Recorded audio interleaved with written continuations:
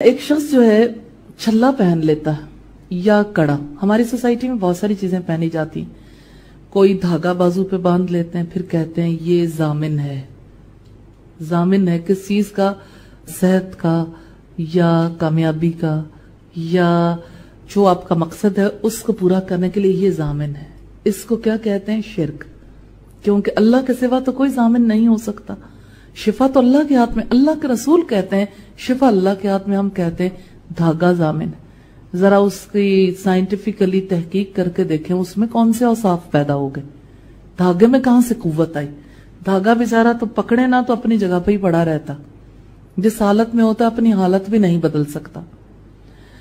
اچھا پھر آپ دیکھیے کہ جیسے انگلیوں میں چھلے پہنے جاتے ہیں, چھلے چڑھائے بھی جاتے ہیں مختلف دنوں میں, اور پاؤں میں اور ہاتھوں میں کڑے پہنے جاتے ہیں.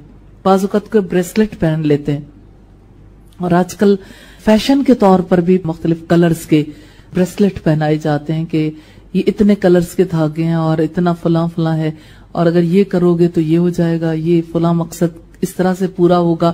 اور اسی طرح سے یہی دھاگے جو ہیں یہ جسم کے مختلف حصوں پر بھی باندھے جاتے ہیں, اور خاص طور پر گلے میں لٹکانے کا معاملہ تو آپ کے علم میں ہی ہے. بات یہ ہے کہ جس وقت انسان کی توجہ رب سے ہٹ کر کسی اور طرف ہو گئی کہ شفا اس کی وجہ سے نصیب ہونی ہے, تو اس کی وجہ سے انسان کا شعور ٹیڑھا ہو جاتا. تو یہی شرک ہے.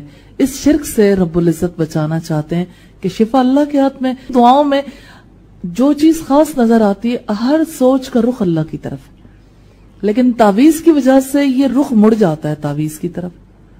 آپ خود ذرا غور کر کے دیکھیں, انسان تعویذ کو جو ہے وہ کار آمد سمجھتا ہے اور اس کے بارے میں کانشیس بھی ہوتا ہے. ان کو جو ہے باقاعدہ طور پر چاندی میں بعض لوگ جو ہے وہ اسے پیک کروا کے پھر پہنتے ہیں, یا اسی طرح سے بعض اوقات گولڈ میں بھی لوگ پہنتے ہیں, اور پھر یہ کہ جیسے گھول کے پلایا جاتا ہے تو اسے زعفران سے لکھوایا جاتا ہے, یا اسی طرح سے قیمتی چیزیں جو ہے وہ اس مقصد کے لیے یوز ہوتی ہیں.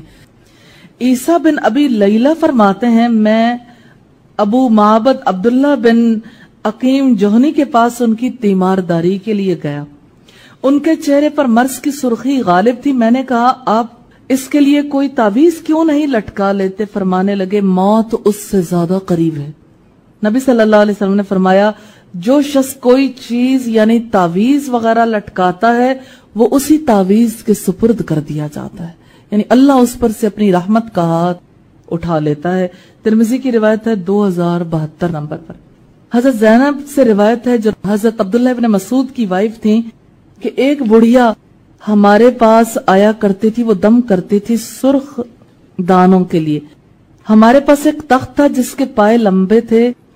عبداللہ کا یہ قاعدہ تھا کہ جب وہ اندر آتے تو کھنکھارتے اور آواز دیتے. ایک روز وہ اندر آئے, جب میں نے ان کی آواز سنی تو ان سے حجاب کیا. وہ میرے ایک طرف بیٹھے اور مجھ سے مساس کیا. ایک تعویذ ان کے ہاتھ کو لگا جو میرے گلے میں پڑا تھا.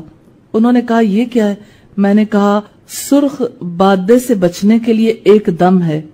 انہوں نے اس کو کھینچا اور توڑ کر پھینک دیا اور کہا کہ عبداللہ کی آل شرک کی حاجت نہیں رکھتی. میں نے سنا رسول اللہ سے آپ فرماتے تھے دم اور تعویذ اور گنڈے جو گلے میں لٹکائے جائیں, اور ٹونا یعنی حب کا گنڈا یا سحر کا ڈورا یعنی جادو کا ڈورا, یہ سب شرک ہیں.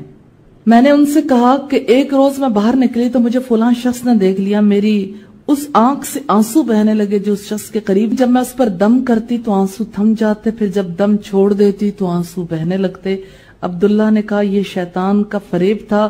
جب تو اس کی اطاعت کرتی اور دم کی پناہ ڈھونڈتی تو وہ تجھ کو چھوڑ دیتا, اور جب تو اس کی نافرمانی کرتی اور دم کو ترک کرتی تو وہ اپنی انگلی تیری آنکھ میں مارتا اور تیرے آنسو بہنے لگتے تاکہ تجھے دم پر اعتقاد ہو اور تو شرک میں گرفتار ہو. لیکن اگر تو وہ کرتی جو نبی صلی اللہ علیہ وسلم نے کیا تو تیرے لیے بہتر ہوتا اور غالباً شفا ہو جاتی.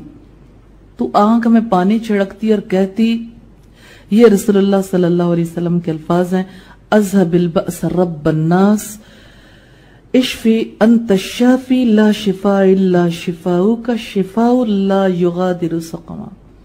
ابن ماجہ کی روایت ہے 3530 نمبر پر. हजरत इमरान बिन हुसैन से रिवायत है कि रसूलुल्लाह ने एक शख्स को देखा जिसके हाथ में एक पीतल का छल्ला था।